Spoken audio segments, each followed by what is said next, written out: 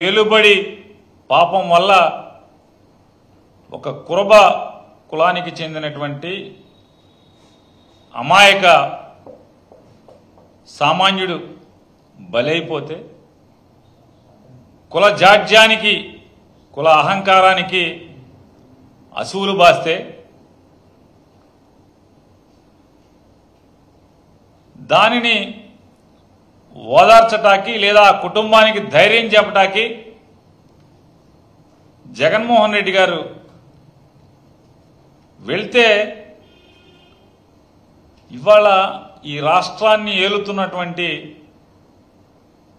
ఇది నేను 4వ సారో 5వ సారో ముఖ్యమంత్రి అని చెప్పని డబ్బాలు కొట్టుకుంటున్నటువంటి చంద్రబాబు నాయుడు గారు మాట్లాడే భాష, ఆయన సంస్కారం. జగన్మోహన్ రెడ్డి గారు ఏనాడన్నా ఆ రోజు కనుక ఈ గడిచిన ఒక 10 రోజుల క్రితం మీరు కానీ లేదా మీరు ఏర్పాటు చేసుకున్నటువంటి కొంతమంది పోలీసుల వల్ల పోలీసు అధికారుల యొక్క తీరుతెన్నులు, వాళ్ళ బాధ్యతారాహిత్యమైనటువంటి కొద్దిమంది పోలీసుల చర్యల వల్ల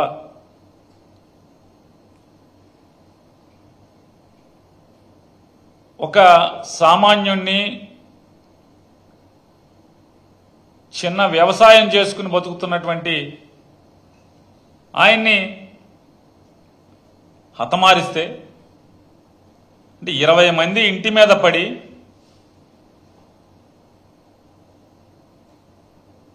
క్రికెట్ బ్యాట్లో లేకపోతే బేస్బాల్ బ్యాట్లో ఇట్లాంటి బలంగా తలకాయ పగిలేటువంటి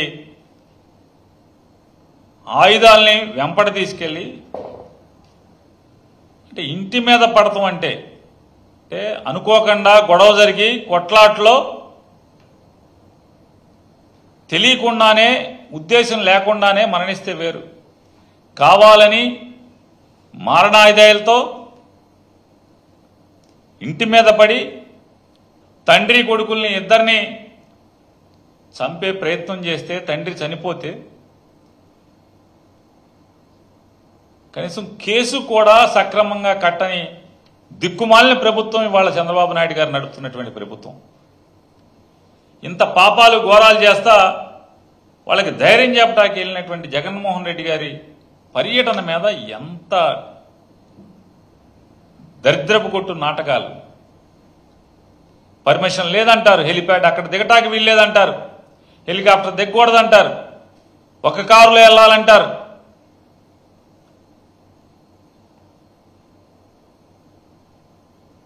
మరి జగన్మోహన్ రెడ్డి గారు నిజంగా విలువలు రాజకీయాల్లో ఆయన ఎప్పుడు ఒకటే చెప్తాడు, ప్రజలు మనకు ఓటేసి అధికారం మనకి ఇవ్వాలి, కానీ ఎవరినో పడేస్తేనో ఎన్టీ రామారావు గారిని పడేసినట్టు కుట్రలు చేసి పడేస్తేనో లేదా 10 మందిని కలుపుకుని మ్యానిపులేట్ చేసి వచ్చే అధికారం అది ప్రజలిచ్చిన అధికారం కాదు, అశాశ్వతమైనది, ఎంగిలి కూడుతో సమానమని భావించేవాడు జగన్మోహన్ రెడ్డి గారు. అందుకోసమే మా వాళ్ళు చెప్పే అంటే కార్యకర్తలు గొప్పగా చెప్పుకునేటువంటి సింహం సింగిల్గా వస్తుందంటే దాని అర్థం ఎవడో బొమ్మలు పెట్టుకుని అటో బొమ్మ ఇటో బొమ్మ, అటో జెండా ఇటో జెండా, ఆని చూసి ఓటేయండి, ఈయన చూసి ఓటేయండి, నా పక్కనోడి కులం చూసి ఓటేయండి, ఇటువంటి తప్పుడు ఆలోచనలతో అధికారంలోకి రాకూడదు. మన ఆశయాలను చెప్పాలి, మన లక్ష్యాలు చెప్పాలి, మన ఎన్నికల హామీలు ప్రజలకు చెప్పి తద్వారా వాళ్ళకి ఇష్టమైతే ఓటేస్తే అధికారాన్ని తీసుకోవాలనేటువంటి గొప్ప లక్ష్యం ఉన్నటువంటి, గొప్ప ఆలోచన ఉన్నటువంటి, స్థిరమైన బలమైన అభిప్రాయం ఉన్నటువంటి నాయకుడు జగన్మోహన్ రెడ్డి గారు. మీరు ఒక మనిషిని అన్యాయంగా బలిగొంటే మీ ప్రభుత్వం పరామర్శించడానికి వెళ్ళిన వాడి మీద ఇంత దిక్కుమాలిన రాజకీయాలు చేస్తూ బురద జమ్మాలని తిమ్మిని బమ్మిని చేయాలని చెప్పని ఎన్ని పిల్లి మొగ్గలు వేస్తున్నారో సత్యసాయి జిల్లా రాప్తాడు పర్యటన నుంచి అంటే పర్యటన జరగక ఒక రోజు ముందు నుంచి ఈ రోజు దాకా చూస్తే ఎంత హాస్యాస్పదమైనటువంటి ప్రజలు నవ్వుకునే పరిస్థితి. నేను చంద్రబాబు నాయుడు గారిని, ప్రభుత్వాన్ని లేదా సత్యసాయి జిల్లా పోలీసు యంత్రాంగాన్ని సూటిగా అడుగుతున్నాం. ఎంత దిగజారి ప్రచారం చేస్తున్నారు, మాట్లాడుతున్నారు తెలుగుదేశం ఈ కూటమి నాయకులంటే. జగన్మోహన్ రెడ్డి గారు పర్యటన ఇచ్చే ముందే, షెడ్యూల్ ఇచ్చే ముందే ఒకవైపే హెలికాప్టర్లో వస్తారు, మళ్ళీ కారులో వెళ్తారని ఇచ్చారంటారు. ఇది పచ్చి పాపం కాదు. ఆయన ఏ విమానాశ్రయం నుంచి హెలికాప్టర్లో బయలుదేరాడో మళ్ళీ పర్యటన ముగించుకునేది కూడా అదే విమానాశ్రయంలో దిగటానికని చెప్పని షెడ్యూల్ ఇస్తే ఒక సైడే షెడ్యూల్ ఇచ్చారని చెప్పి మాట్లాడతారు. హెలికాప్టర్ని ఒకవైపుకే కిరాయి మాట్లాడుకున్నారని మాట్లాడతారు. అంటే ఎందుకు మీకు అంటే ప్రభుత్వం ప్రజలు ఇచ్చింది, అరే మాకు ఇచ్చిన మాట నిలుపుకోండి, ఈ రాష్ట్రాన్ని బాగు చేయండి అని ఇస్తే 24 గంటలు దిక్కుమాలిన రాజకీయాల్లో ఈ ప్రభుత్వాన్ని గడిపేటువంటి పరిస్థితి. వాళ్ళు జగన్మోహన్ రెడ్డి గారు మాట్లాడతారు, మంత్రులు మాట్లాడతారు, బాధ్యతగా మెలగాల్సినటువంటి మంత్రులు మాట్లాడతారు. ఇవాళ రాష్ట్ర ముఖ్యమంత్రి మాట్లాడుతున్నాడు. ఇలా బరితెగింపు మాటలు ఏంటంటే జగన్మోహన్ రెడ్డి గారంట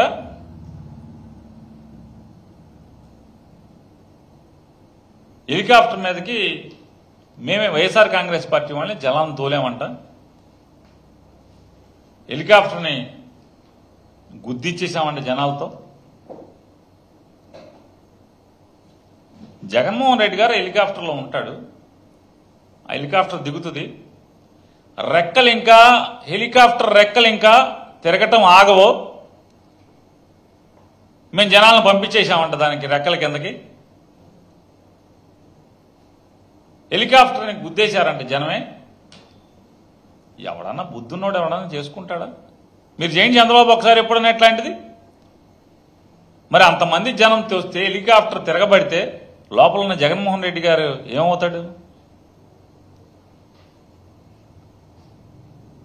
అంటే ప్రజలు ఇవన్నీ ఆలోచిస్తారనేటువంటి ఇంగిత జ్ఞానం కూడా లేకుండా విషం చెమ్మటం, బురద చెమ్మటం, ఇవన్నీ కూడా మీ రాజకీయ అజ్ఞానానికి, అధికార మదానికి రుజువు కాదా నేను అడుగుతున్నాను.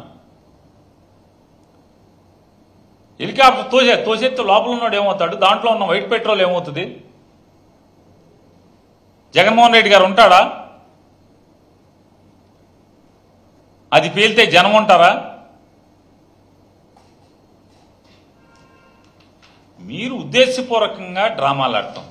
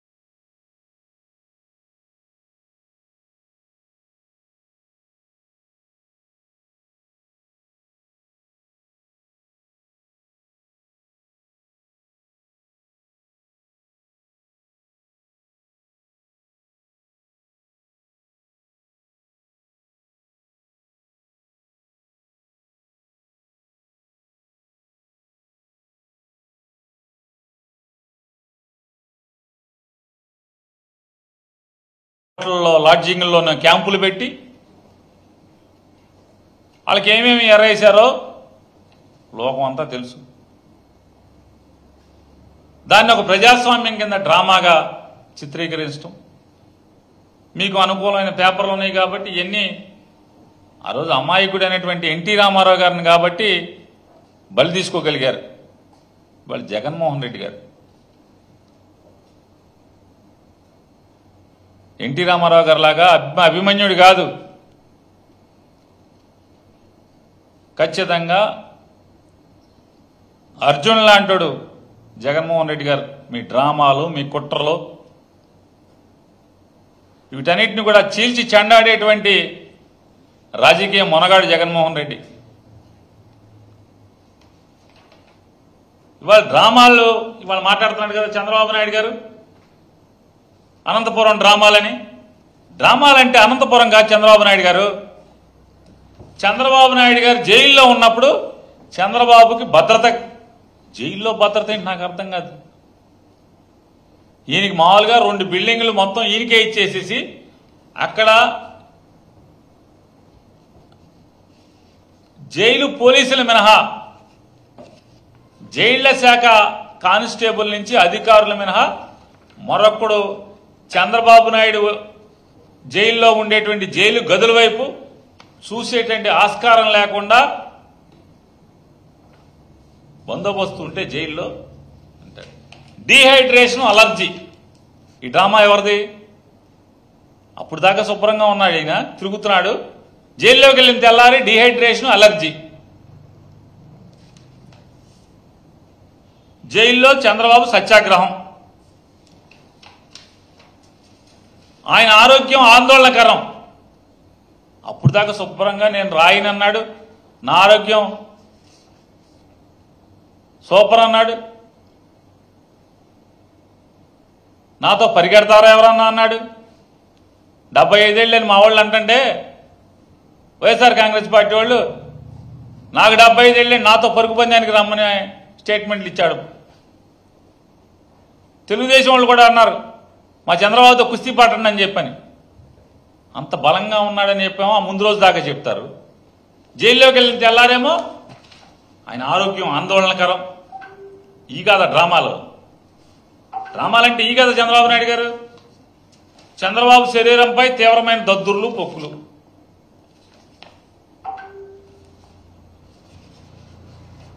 చంద్రబాబుకు ఆరోగ్య సమస్యలు తీవ్రం.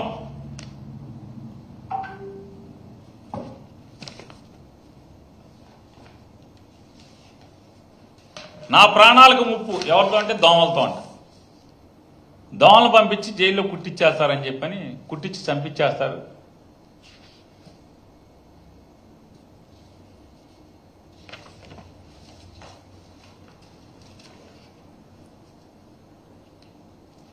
చంద్రబాబు వైద్యుల పర్యవేక్షణలో ఉండాలి. 5 వారాలు కంటి చుక్కలు వాడాలి. ఎల్వి ప్రసాద్ వైద్యులు రివ్యూ షెడ్యూల్. బరువు తగ్గారు, గుండె సమస్యలు పెరిగినాయి. ఎక్కడికి వెళ్ళినా అసలు అంబులెన్స్ ఉండాలి, పక్కన అంబులెన్స్ లేకుండా ఆయన వెళ్ళకూడదు. ఇది హైకోర్టుకి చంద్రబాబు తరపున ఇచ్చినటువంటి రిపోర్ట్లు, మెడికల్ రిపోర్ట్లు. చంద్రబాబుకి ఏసీ ఏర్పాటు చేయండి జైల్లో.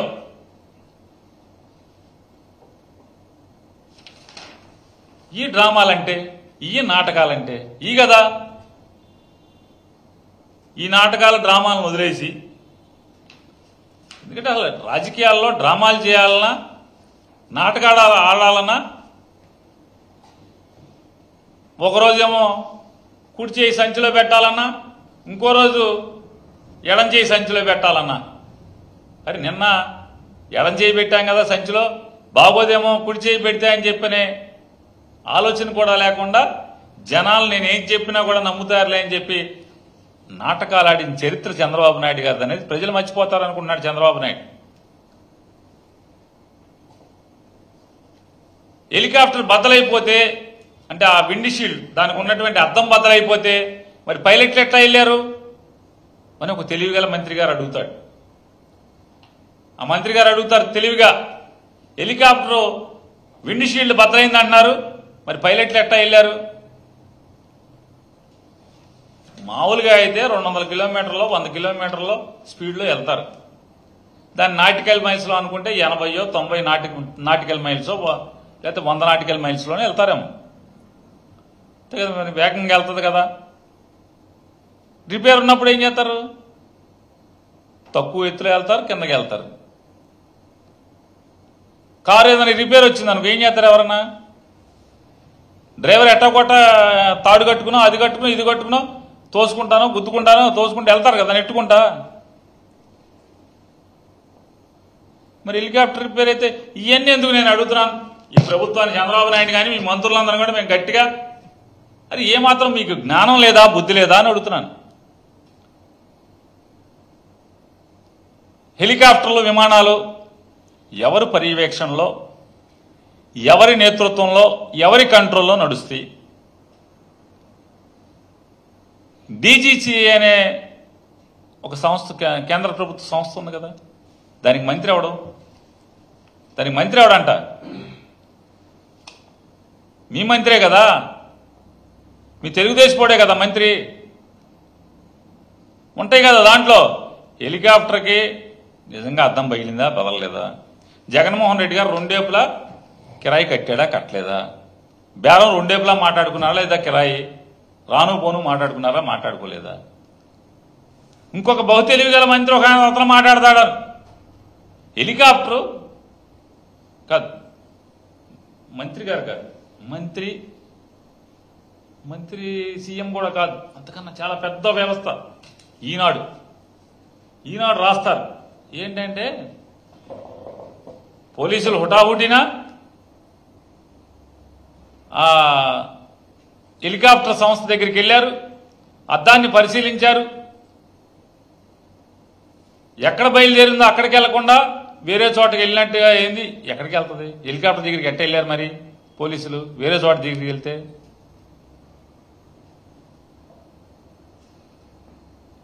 అంటే ఏమాత్రం కూడా విచక్షణ జ్ఞానం లేకుండా బెంగళూరులో ఒక చార్టర్డ్ ఫ్లైట్ల నుంచి వచ్చే ఎయిర్పోర్ట్ నుంచి ప్లేస్ ఎక్కడైతే డెస్టినేషన్కి వచ్చి ఇక్కడి నుంచి మళ్ళీ దానికి వెళ్తారు. ఒకవేళ మళ్ళీ వెనక్కి వెళ్ళే అవసరం లేదనుకో ఏం చేస్తారు? వీళ్ళు రోజు హెలికాప్టర్ ఎక్కడ ఉంటుందో అక్కడికి వెళ్తారు. ఆ జ్ఞానం లేకుండా పేపర్లు రాస్తారు. ఇంకా ఇవాళ ఈనాడులో రాస్తారు, ఈనాడు పేపర్లో రామోజీరావు గారు అబ్బాయి రాస్తాడు. ఏమని రాస్తారంటే జనాలకి డబ్బులు ఇచ్చి హెలికాప్టర్ మీద పడమని తెచ్చుకున్నారంట. తెలుగుదేశం వాళ్ళు ఆరోపిస్తున్నారు, అట్లా కూడా కాదు, డైరెక్ట్గా కన్క్లూజన్ ఈనాడు పేపర్లో రాస్తారు. జనాలకి డబ్బులు ఇచ్చి తెచ్చుకున్నారు. ఇంత పాపపురాతలు అవసరమా అని చెప్తున్నాను. మీడియా ముసుగులో ఇంత పాపపురాతలు అవసరమా అని అడుగుతున్నాను. రామోజీరావు గారికి సంస్మరణ సభ జరిగింది. ఎంత ఇచ్చారు వచ్చిన జనాలకి? ఒకటికి ఎంత ఇచ్చారని అడుగుతున్నాను. వచ్చారుగా జనం, దండాలు దశకాలు పెడుతున్నారు కదా ఫోటోలకి, పువ్వులు ఎత్తున్నారు, అయ్యేస్తున్నారు, ఇయ్యేస్తున్నారు కదా. ఎంత ఇచ్చారు? సంస్కారం మర్చిపోయి రాస్తున్నది, ప్రవర్తిస్తున్నది మీ బ్యాచ్, మీ తెలుగుదేశం బ్యాచ్.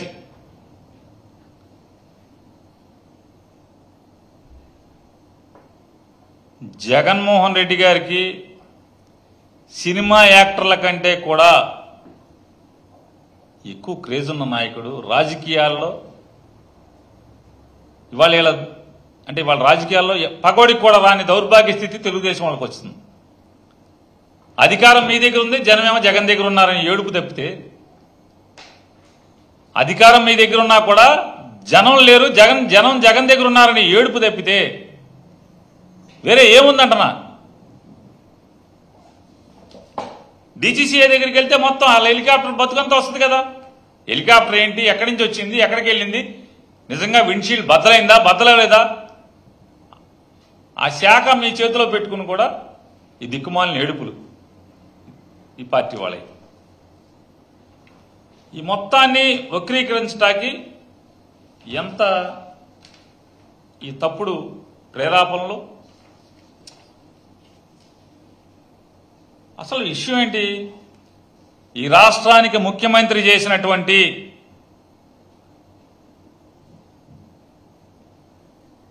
40% ప్రజల బలం ఉన్నటువంటి Z+ కేటగిరీ ఉన్నటువంటి ఒక రాజకీయ నాయకుడు, వైఎస్ఆర్ కాంగ్రెస్ పార్టీ అధ్యక్షుడు ప్రజల్లోకి వస్తున్నప్పుడు మీరు జగన్మోహన్ రెడ్డి గారి అంటే ఒక మర్యాదగా తమ ప్రత్యర్థిని, ప్రజానాయకుడు అనేటువంటి తమ ప్రత్యర్థిని ఆయన ప్రాణాలని కాపాడాల్సి లేదా రక్షించడానికి కావలసినటువంటి బాధ్యత ప్రభుత్వం మీ చేతిలో ఉంది కాబట్టి మిమ్మల్ని నిలదీస్తున్నాం, ప్రశ్నిస్తున్నాం. ఇవాళ ఈ రకంగా ఉంటే ఇది భద్రతా వైఫల్యమా కాదా? రెక్కలు తిరుగుతుంటే ఈ రకంగా జగన్మోహన్ రెడ్డి గారి అభిమానులు ఈ రకంగా రావటం, కంట్రోల్ చేయకుండా వదిలేయటం ప్రభుత్వ వైఫల్యమా కాదా? లేదా డ్రామాలా? ఇది ఎవరి డ్రామాలు? మీ డ్రామాలా, మా డ్రామాలా?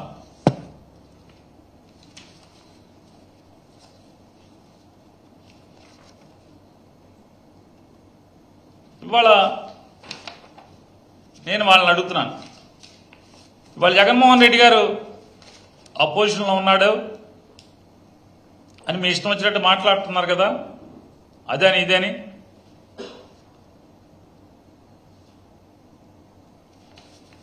ఎన్నికల ముందు కూడా ఆయన ముఖ్యమంత్రి కాదు కదా, మరి 2019 ఎన్నికల్లో ఆయన తిరుగుతుంటే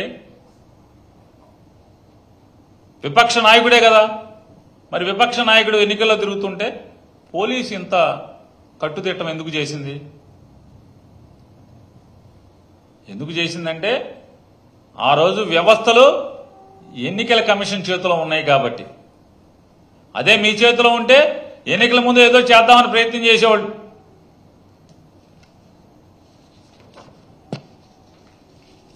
మీరు ఏ ఊరు చూసుకున్నా కూడా ఎక్కడ హెలికాప్టర్ ఎక్కడ దగ్గరికి జనం రాంచే పరిస్థితి ఉండదు. పోలీసులు ఎలా బందోబస్తు చేస్తున్నారు బ్యారికేడింగ్ దగ్గర. ఆ రోజు బ్యారికేడింగ్ ఏం ప్రభుత్వం కట్టలా, బ్యారికేడింగ్ వైఎస్ఆర్ కాంగ్రెస్ పార్టీ కార్యకర్తలే కట్టుకున్నారు. చూడండి ఈ రకంగా పోలీసు ఈ రకంగా బ్యారికేడ్ల దగ్గర బందోబస్తు చేస్తారు. ఈ రకమైనటువంటి ఏర్పాట్లు అప్పుడు జరిగే పరిస్థితి అయితే మరి ఈ వ్యత్యాసాన్ని మనం ఎందుకు ఆవాళ జగన్మోహన్ రెడ్డి గారు ఆ రోజు కూడా ముఖ్యమంత్రిగా కాకపోయినప్పటికి కూడా పోలీసు ఎందుకు అంత కట్టుదిట్టంగా ఉంది?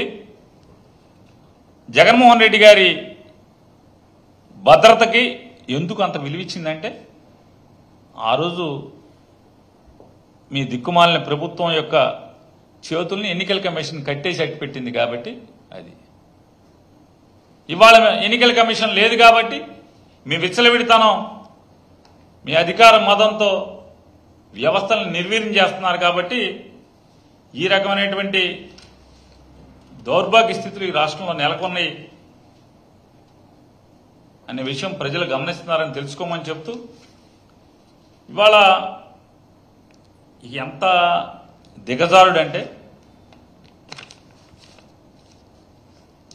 వైఎస్ఆర్ కాంగ్రెస్ పార్టీ మాజీ శాసనసభ్యుడు, రాప్తాడు మాజీ శాసనసభ్యుడు తోపదుర్తి ప్రకాష్ ఉద్దేశపూర్వకంగా జనాల్ని రెచ్చగొట్టి అక్కడున్న డిఎస్పీ గారు పాపం ఆపు ప్రకాష్, వద్దు ప్రకాష్, వద్దు ప్రకాష్ అని చెప్తున్నా సరే, అరే ఈడెవడరా, పోలీసులు ఎవడరా, ఆడినేంట్రా మనం లెక్క చేసేది, మీరు హెలికాప్టర్ మీదకి దూకండ్రా అని చెప్పని రెచ్చగొట్టాడని ఎఫ్ఐఆర్. నేను మాట్లాడే బాటలు కాదు, ఎఫ్ఐఆర్. ఇది ఎఫ్ఐఆర్లో కంటెంట్స్.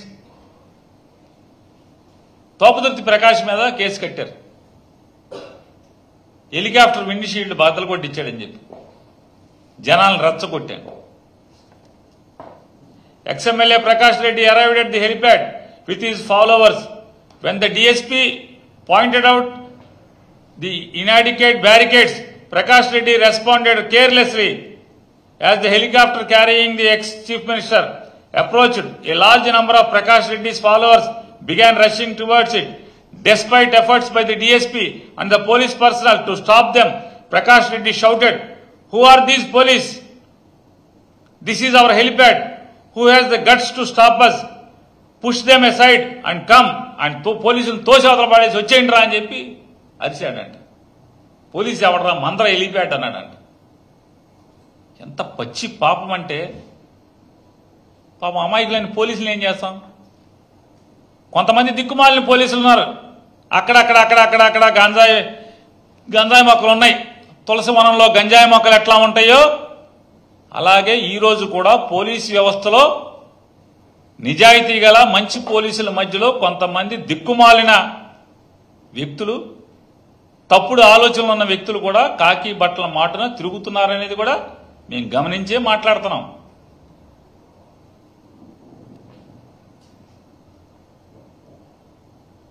తొంభై శాతం మంది బాధ్యతాయుతంగానే ఉండటానికి ప్రయత్నం చేస్తున్నారు. వాడిని ఉండనివట్లా, ఉద్యోగం చేయనివట్లా, కానీ దిగజారట్లా కొంతమంది. కానీ ఒక 10% మంది దిగజారుతున్నారు. ఆ దిగమారే దిక్కుమాలిన గురించి మేము జగన్మోహన్ రెడ్డి గారు మాట్లాడేది. ఇది ఎఫ్ఐఆర్ కదా.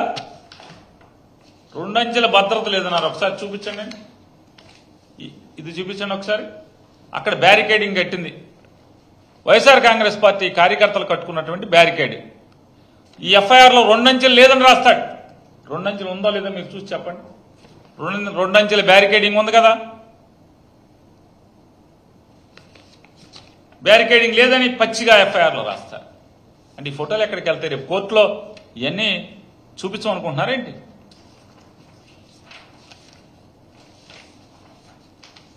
అంటే 2 అంచెల భద్రతా వ్యవస్థ ఏర్పాటు చేసుకుని అన్ని రకాలుగా ఉన్నప్పటికి కూడా పోలీసుని ఆవిడ హోంమంత్రి గారు మాట్లాడారు.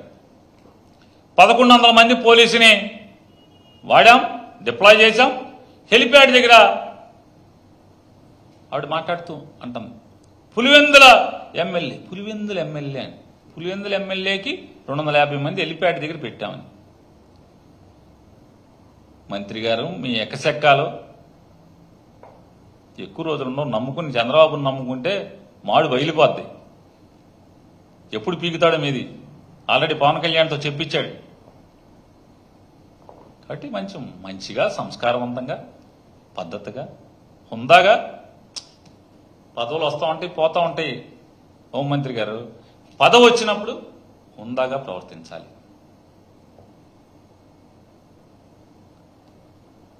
పులివెందుల ఎమ్మెల్యే అయితే మీరు రాష్ట్రం అంతా ఎవరి మీద మాట్లాడారు? మీరు రోజు 175 నియోజకవర్గాల్లో జగన్మోహన్ రెడ్డి గారిని తిడతామే మీరు. మరి పులివెందుల ఎమ్మెల్యే అయితే 175 నియోజకవర్గాల్లో ఈ పులివెందుల ఎమ్మెల్యేనే మాకు ప్రత్యర్థి అన్నట్టుగా మీరు ఎందుకు ప్రవర్తించారు? చంద్రబాబు నాయుడు గారు, మీ నాయకులు ముగ్గురు, చంద్రబాబు నాయుడు గారా, పురంధేశ్వరి గారా, పవన్ కళ్యాణ్ గారా, ఈ ముగ్గురు ఎవరికి వాళ్ళకి తెల్లారులేసి కళ్ళల్లో మెల్లేది. మరి పులివెందుల ఎమ్మెల్యేలే అని చెప్పి పడుకోవచ్చుగా మీరు అందరూ. అతని గురించి రోజు ఎందుకు భజన? మీకు రోజు భజన కార్యక్రమమే కదా అందరూ కలిసి, ఎందుకు?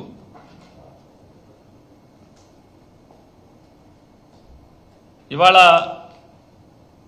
సంస్కారం గురించి వాటి గురించి వీటి గురించి ఫ్యాషన్ అయిపోయింది. ప్రతివాళ్ళు పదవిలో ఉన్నవాళ్ళు మాట్లాడటం, పదవిలోకి రాగానే సంస్కారం గురించి మాట్లాడతారు ప్రతివాళ్ళు.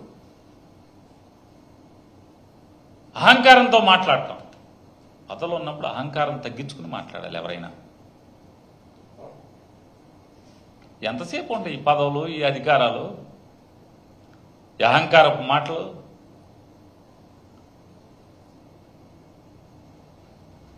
చెప్తారు ప్రజలు కంగారు ఉంది పులివెందుల ఎమ్మెల్యేనా లేకపోతే ఇంకేంటా అనేది చెప్పే రోజు వచ్చినప్పుడు ఖచ్చితంగా చెప్తారు. ఏం కంగారు లేదు. ఇక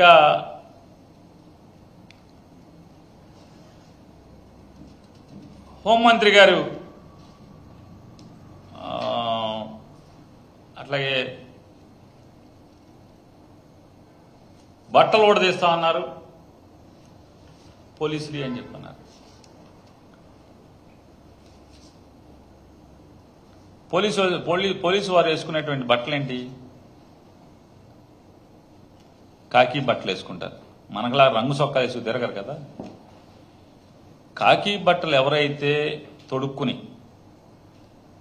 వారు ఉద్యోగ నిర్వహణ ప్రారంభించే రోజు లేదా ఉద్యోగ బాధ్యతలు తీసుకునే రోజు 3 సింహాల మీద ప్రమాణం చేసి విధి నిర్వహణలో నీతిని, ధర్మాన్ని, న్యాయాన్ని కాపాడతామని చెప్పి ప్రమాణం చేసి వచ్చి ఇవాళ దగుల్బాజీ పనులు చేస్తున్నారు, తప్పుడు పనులు చేస్తున్నారు, కిరాతకాలు చేస్తున్నారు, కుట్రలు చేస్తున్నారు, ఆ కాకి చొక్కా పరువు బజార్ను పడేస్తున్నారని ఎవరెవరు ప్రవర్తిస్తున్నారో వాళ్ళ ఒంటి మీద కాకి యూనిఫామ్ లేకుండా చేస్తానని చెప్తుంటే ఏ తప్పేంటి అని అడుగుతున్నాను. అటువంటి పోలీసులు కాకి బట్టలు వేసుకుంటాక అర్హులా అని అడుగుతున్నాను. ఎలా అర్హులు అని అడుగుతున్నాను. ఈ FIR zone Thopudurthi Prakash helicopter మీదకి జనాల్ని తీసుకొచ్చాడు, బదలు కొట్టించాడని చెప్పాను. ఇదే ఈ తప్పుడు రాతలు అంటే ఎఫ్ఐఆర్ కట్టిన వాళ్ళని నేను ప్రశ్నిస్తున్నాను. ఒకసారి జగన్మోహన్ రెడ్డి గారు చాపర్ హెలికాప్టర్ ఇంకా రాకముందు పోలీసులు తమ సొంత మైక్ని తోపదుర్తి ప్రకాష్ రెడ్డికి ఇచ్చి ఏమని మాట్లాడించారో ఒకసారి చూడండి. ఒకసారి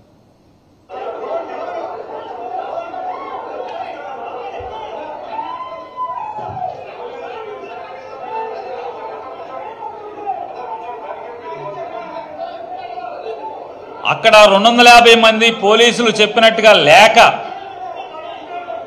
పోలీస్ ఫోర్స్ సరిపోక తోపదుర్తి ప్రకాష్ని బతిమాలుకుని మైక్ ఇచ్చి అరే బాబు మీ వాళ్ళందరినీ చాలా ఆవిడ ఒక మంత్రి గారు అంటున్నారు 600 మంది వచ్చారు, 600 మంది వస్తే ప్రకాష్ రెడ్డిని బతిమాలుకుని మైక్ ఇచ్చి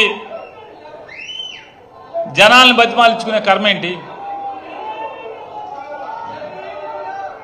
వేల మంది అక్కడ వస్తే ఇతనంటే జనాల్ని రెచ్చగొట్టి మీరు వెళ్ళండి అని చెప్పి పోలీసులను బూతులు తిట్టి జనాల్ని హెలికాప్టర్ మీదకు తోలేడని ఎఫ్ఐఆర్ కడతారు. మరి ఇట్లాంటి తప్పుడు పనులు, తప్పుడు కేసులు కడుతున్న పోలీసులు ఏం చేయాలి? చెప్పండి. ఆ మైక్ పోలీసుది కాదా? చెప్పండి. మీరు మీ కాకి బట్టల మీద ఒట్టేసి చెప్పండి. ఆ మైక్ మీరు కాదా ఇచ్చింది అతనికి? ప్రమాణం చేసి చెప్పండి అంటున్నా.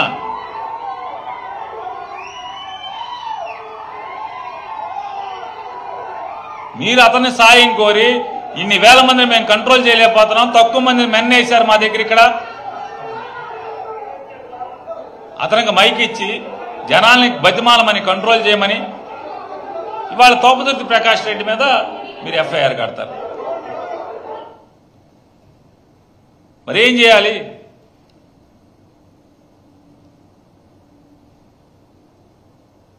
గదిలో పెట్టి తలుపులేసి పిల్లిని మీరు కొడితే తిరగబడి పీకే పరిస్థితి వస్తే వాళ్ళ వైఎస్ఆర్ కాంగ్రెస్ పార్టీ వాళ్ళ పరిస్థితి కూడా అదే. ఈ తిరుగుబాటుకి కారణం అదే. మేము మాట్లాడుతున్నామంటే కారణం ఏంటి అంటున్నా.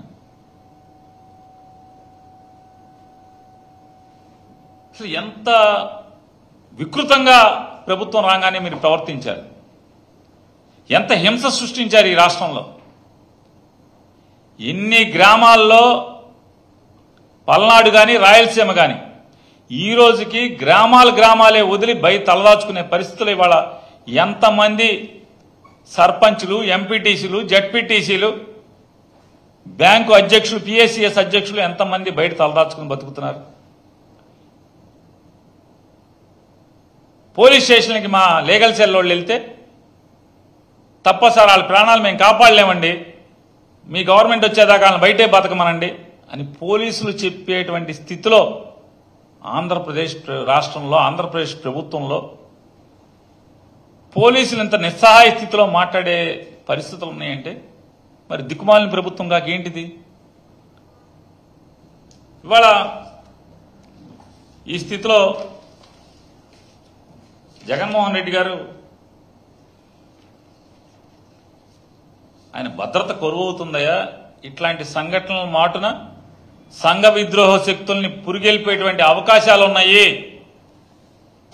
అని చెప్పనేది వైఎస్ఆర్ కాంగ్రెస్ పార్టీ ఆందోళన చెందుతుంటే ఒక ఎంపీ గారు లెటర్ రాస్తాడు, లావు శ్రీకృష్ణ దేవరాయలంట.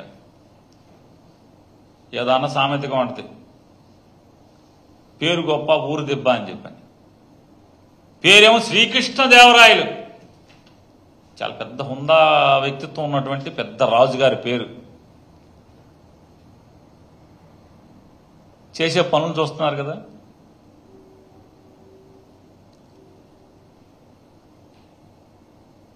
ఐదేళ్ళు ఈ పార్టీలో ఎంపీగా ఉంటాడు, గోడ దూకి అటేపు 5 ఏళ్ళు వెళ్ళి ఇట్లాంటి తప్పుడు రాతలు, తప్పుడు భాష, తప్పుడు మాటలు, వీళ్ళకి అంతరాత్మ కూడా ఉండదు. అరే నిన్నటిదాకా ఎక్కడున్నాం? నిన్నటిదాకా జగన్మోహన్ రెడ్డి గారిని మన నోటితో ఏమని పొగిడాం, ఏమని కీర్తించాం, ఇవాళ ఏం మాట్లాడుతున్నామని సిగ్గు ఎగ్గు లేని ఈ పరిస్థితిలో ఈ పెద్ద పెద్ద పేర్లు పెట్టుకున్న వాళ్ళని చూసే పరిస్థితి చూసి జాలి పడాలా, లేదా ఇక వాళ్ళ కర్మకే వదిలేస్తున్నాం. ఇవాళ చంద్రబాబు నాయుడు గారి ప్రభుత్వానికి హెచ్చరిక చేస్తున్నాం. మీరు మీ తీరు మార్చుకోండి, మీ ఆలోచన సరళి మార్చుకోండి, పోలీసు వ్యవస్థని నిర్వీర్యం చేయకండి. ఈ రాష్ట్రంలో శాంతి భద్రతల్ని గాడిలో పెట్టకపోతే భస్మాసుర హస్తంలాగా ఖచ్చితంగా మీ నెత్తిన మీరే చేతులు పెట్టుకున్న సామెత అన్న పురాణ చరిత్ర పునరావృతం అవుతుందనేది మదిలో గట్టిగా పెట్టుకోమని చెప్పని హెచ్చరిక చేస్తూ,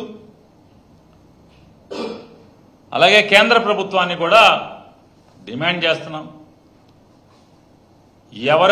ఎవరెవరో పంచాయతీ సర్పంచ్ స్థాయి లేనటువంటి వ్యక్తులకు కూడా మీరు కేంద్ర బలగాలతో భద్రత కల్పించినటువంటి మీరు ఇవాళ ఉన్నటువంటి దౌర్భాగ్య ప్రభుత్వం ఏలుబడి చూస్తున్నాం మనం. ఈ స్థితిలో ఉన్నటువంటి ఈ రాష్ట్రంలో ఒక రాష్ట్రానికి 5 సంవత్సరాలు ముఖ్యమంత్రి చేసి ప్రజానాయకుడిగా కోట్ల మంది ప్రజల్లో అభిమానం పొందినటువంటి జగన్మోహన్ రెడ్డి గారి ప్రాణాలకి రక్షణ కరువయ్యే పరిస్థితులు ఉన్నాయి. కాబట్టి ఖచ్చితంగా కేంద్ర బలగాలతో రక్షణ కల్పించాలనే బాధ్యతను తీసుకోమని చెప్పని కేంద్ర ప్రభుత్వాన్ని కోరుకుంటూ, డిమాండ్ చేస్తూ, ఇటువంటి దుర్మార్గమైన ఆలోచనలు కట్టిపెట్టమని చెప్పని కూటమి ప్రభుత్వానికి హెచ్చరిక చేస్తున్నాం.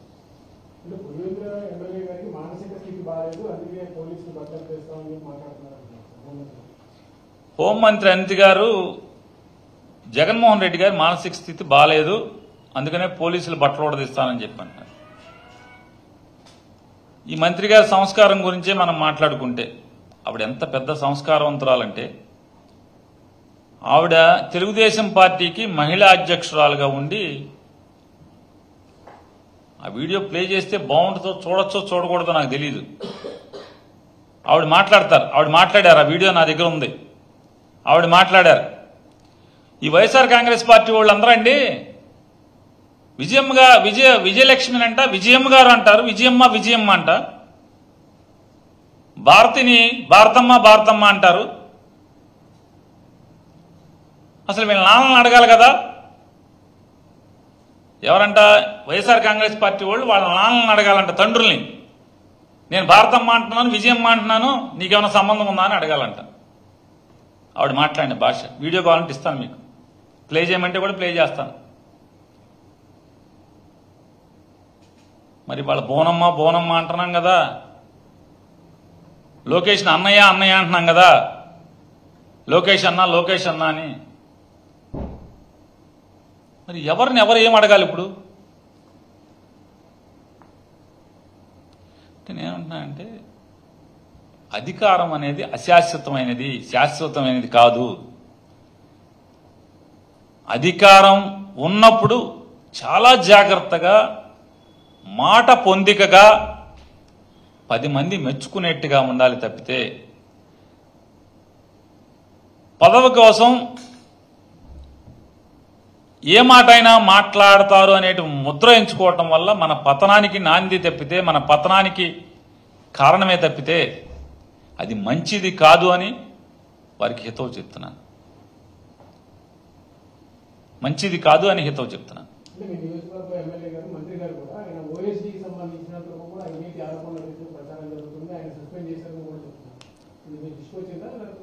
కొల్లు రవీంద్ర గారి ఓఎస్టీ గారిని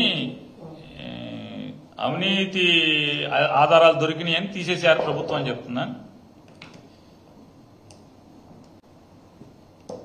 ఇక్కడ ఏంటంటే కొల్లు రవీంద్ర గారికి 2 బాగా ఆర్థిక లావాదేవీలు చాలా పెద్ద ఎత్తున ఉండేటువంటి ఆస్కారం ఉన్నటువంటి 2 శాఖల్ని వారికి ఇచ్చారు. ఎక్సైజ్ శాఖ, మైనింగ్ శాఖ. 2 శాఖలు వారి దగ్గరే ఉన్నాయి. నాకెవరో తెలుగుదేశం మంత్రులు, తెలుగుదేశం ఎమ్మెల్యేలు ముఖ్యులు చెప్పింది ఏంటంటే అక్కడక్కడ ఈ అసెంబ్లీకి వెళ్ళినప్పుడు, లేకపోతే ఎయిర్పోర్ట్లలోనో, లేకపోతే పెళ్లిళ్ళలోనో కలిసినప్పుడు మాట్లాడేది ఏంటంటే, అంటే మా ఇద్దరిది ఒకే ఊరు అన్న ఉద్దేశంతో వాళ్ళు, మీ ఓడికి ఆ 2 శాఖలు ఇచ్చింది, మా ఓళ్ళకి సంచులు తీసుకొచ్చి ఇవ్వటం, ఏమన్నా సంచులు ఇచ్చేప్పుడు రాలితే అవి ఏరుకుని జేబులో పెట్టుకు వెళ్ళమనే ఇచ్చారని చెప్తే వాళ్ళేమనుకున్నారు, మనోడు జాగ్రత్తగా చూస్తాకి చాలా అసలు మామూలుగా మేకవన్న పులి, మావాడు మేకవన్న పులి అనేకంటే మేకవన్న తోడేలు. చూడటానికి అందరూ మామూలుగా చాలా అమాయకుడు అనుకుంటారు. అసలు మామూలుగా ఊళ్ళోకి వచ్చి తెలుసుది అమాయకుడా లేదా అగంతకుడా అనేది. వాళ్ళిద్దరేమో జాగ్రత్తగా సంచులు నమ్మకంగా మూటలు తెచ్చిమ్మంటే ఆ ఏరిని ఏమన్నా తీసుకుంటాడులే అని వాళ్ళు అనుకుంటున్నారు. ఈ ఓఎస్డీ ఇతనేం చేస్తున్నాడు, సంచికి సీల్లెట్టిస్తాడు. ఈడేడో మనది నమ్మకంగా ఉంటాడు, సంచులు తెచ్చిస్తాడు, పైన పై రాళ్ళు ఏరుకుంటాడు అనుకుంటే ఈ ఓఎస్డీ గాని పెట్టి సంచి కోసి సంచులో లాగేస్తున్నారు ఇద్దరు కలిసి అని చెప్పని వార్నింగ్ బెల్గా ఓఎస్డీని పీకారు. ఈ సంచులు కోయటం ఆపకుండా చేతి వాటం చూపిస్తామంటే ఖచ్చితంగా శాఖలు కూడా పీకే పరిస్థితి మాత్రం ఖాయంగా వస్తుందనేది మనకు అర్థం అవుతుంది రాజకీయాలు చూసిన వాళ్ళు. రెండోది, ఇది ఇప్పటికే ఆంధ్రజ్యోతిలో 2 సార్లు రాశారు. ఈ 2 శాఖల్లో విపరీతంగా ట్రాన్స్ఫర్లో చేతులు మారిని, బల్ల కింద చేతులు బాగా తడిపారని చెప్పని ఆంధ్రజ్యోతిలో రాశారు, సాక్షిలో కాదు. ఇప్పుడు ఓఎస్డీని పీకారు. అది చెలరేరుకుంటారా బాబు సంచులోంచి బండి అంటే సంచికి చిల్లేరుతున్నారని చెప్పని కోసినట్టున్నారు. ఈ అవినీతి పరాకాష్ట ఏ స్థాయికి చేరిందంటే, ఇవాళ మైనింగ్ శాఖలో ఉన్నటువంటి ఒక మంచి ఐఏఎస్ అధికారి సెలవులో వెళ్ళిపోయాడు. డైరెక్టర్ గారు ఎందుకు వెళ్ళిపోయాడు సెలవులో?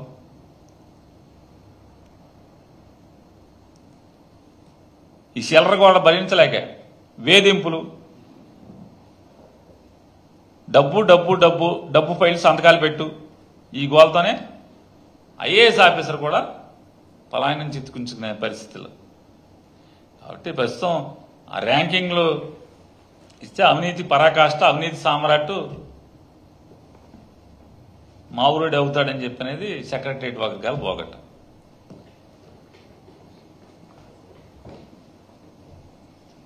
ఇప్పుడు భవిష్యత్తులో ఇప్పుడు మొన్నలోనే కొంతవరకు ఆఫర్ అయిపోయింది సార్. దాని మీద గవర్నమెంట్ ఎవరైతే మాట్లాడారు,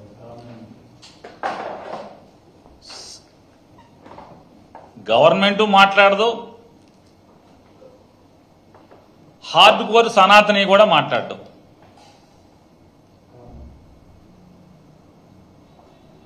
అదే జగన్మోహన్ రెడ్డి గారు కనుక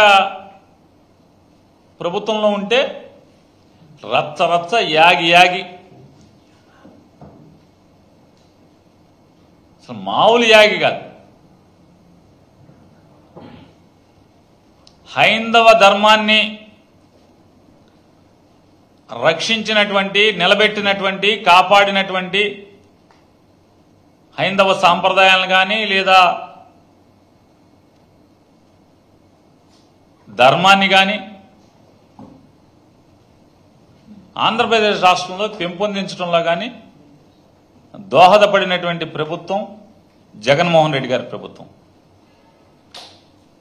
చంద్రబాబు గుళ్ళు కూలిస్తే ఆ గుళ్ళని నిలబెట్టినటువంటి ప్రభుత్వం జగన్మోహన్ రెడ్డి గారి ప్రభుత్వం. అలాగే రాజకీయాల కోసం రథాన్ని దహనం చేసినటువంటి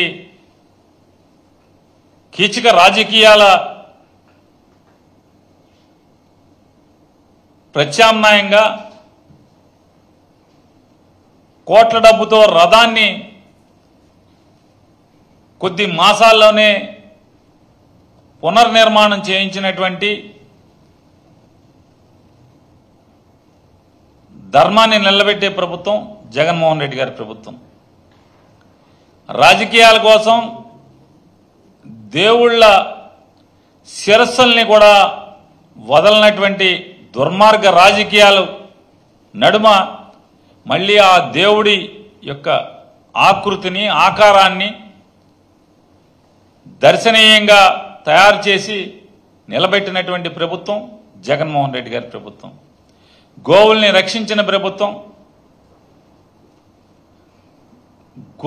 గో సంపదని పెంపొందించినటువంటి ప్రభుత్వం, తిరుపతిలో